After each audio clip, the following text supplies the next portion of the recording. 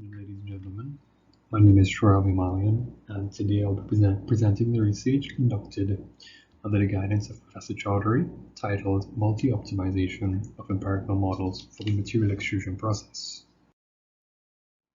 Now, our global manufacturing sector has faced increased pressure from a rise in global competition and rapid developments in manufacturing technologies. To overcome this hurdle, one system used is additive manufacturing, or AM for short. From its inception, it has aided companies in realizing their goals. However, there has been a progressive migration from it being a prototyping technique to a more production-capable technology. With this, there results in a need for the standardization of the AM process. As a part produced by the same AM technique, using different process parameters, can exhibit variations in mechanical properties. In this simple diagram, we can see that AM is split into 6 different techniques. However, for this research, we will solely be focusing on the material extrusion process. Here we can see a figure of the material extrusion machine and its components. We have the heated head, the liquefier section, drive wheels, and a heated bed. The computer-controlled nozzles heat the filament to a semi-molten state where it is deposited onto the heated bed. Following the contours generated by the 2.5D sections. After each layer is built, the bed moves down by the height of one layer, continuing to do so until the part is completed. The individual layers are bonded together through thermal diffusion welding process to create a completed part. Here we see the different process parameters. We have our contour width, our raster angle, our raster width, our air gap, and our layer thickness. Now, material extrusion is usually favored over conventional manufacturing method at times due to its ability to produce complex geometric parts without the need for numerous expensive jigs and fixtures. This leads to a significant reduction in lead time and costs. However, print speed, accuracy, and mechanical properties pose significant challenges to researchers and manufacturers alike, as they are solely dependent on machine parameters. For this reason, we have chosen to focus our research around the effects of the process parameters, the performance measures of the material extrusion parts. Here we can see a breakdown of the methodology employed for this research. As can be seen here, a 3-level system was used for design of experiment models. The box-Mencken methodology was used as it had fewer design points.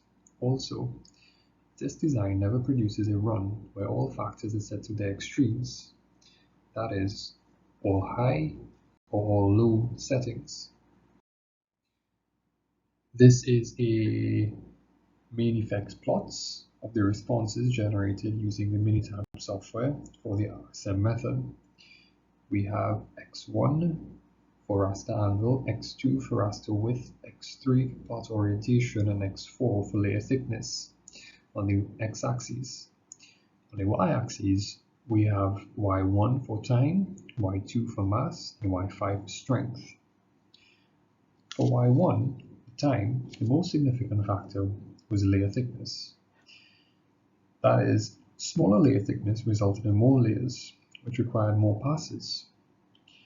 As the layer thickness increased, time significantly decreased. Y2 relates to the total mass of the model.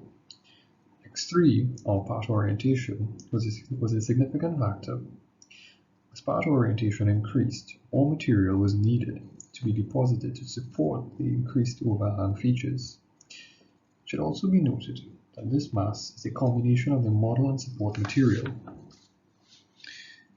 Y5 represents the max torsional stress that the part undergoes before failure.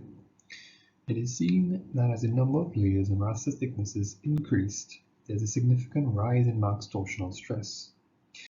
The increased raster thickness can reduce the chances of void formation, which can lead to weak interlayer bonding. Also, for this research, we utilized an artificial neural network, or ANN for short.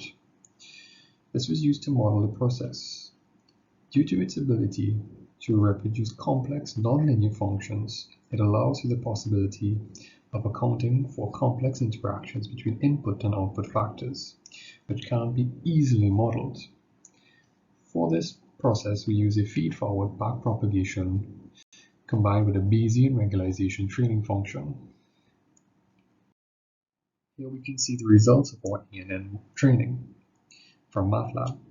After multiple training sessions, these were the best possible R values that we were able to achieve. A model that was able to account for every possible situation would have an ideal R value of 1, that is, all data points would lie on the diagonal line. However, our models were not able to account for the outlier points completely. Following the processes by RSM and ANN, a genetic algorithm was employed to search the design space to obtain ideal solutions that would then be used to validate these models. The optimized process parameters can be seen here. Due to the limitations of the material extrusion machine, it was not possible to use the exact values for these parameters in the tables. Here we can also see the predicted and actual result. As seen in this table, time to build and material consumption both had relatively low percentage errors, while the same cannot be said for the strength of the part. It is possible that due to increased raster angles leading to longer rasters, coupled with high raster width, may have aided in reducing void formation and increased the diffusion welding process, reducing the chances of weak raster-to-raster bonds. With an increased layer thickness resulting in fewer number of layers, the number of heating and cooling cycles, leading to non-uniform temperature gradients which can generate thermal stresses, would be significantly reduced. Now, in conclusion, from this research, we have seen that we should avoid small layer thicknesses being paired with high part orientation angles. While large raster angles may improve build time and material consumption, it has a devastating effect on the overall strength of the part, as opposed to raster widths, which improves the build time and mechanical strength. At the end of it all, it is down to the designer or engineer to decide what the priority should be and what the end goal is. Some considerations for future research should be the use of the Q-optimal design. This allows for higher empirical models or custom models. Also, the multi-objective optimization of other mechanical properties such as creep, vibration, cyclic tensile fatigue, wear characteristics, or other dynamic properties needs to be examined. Thank you all for your time.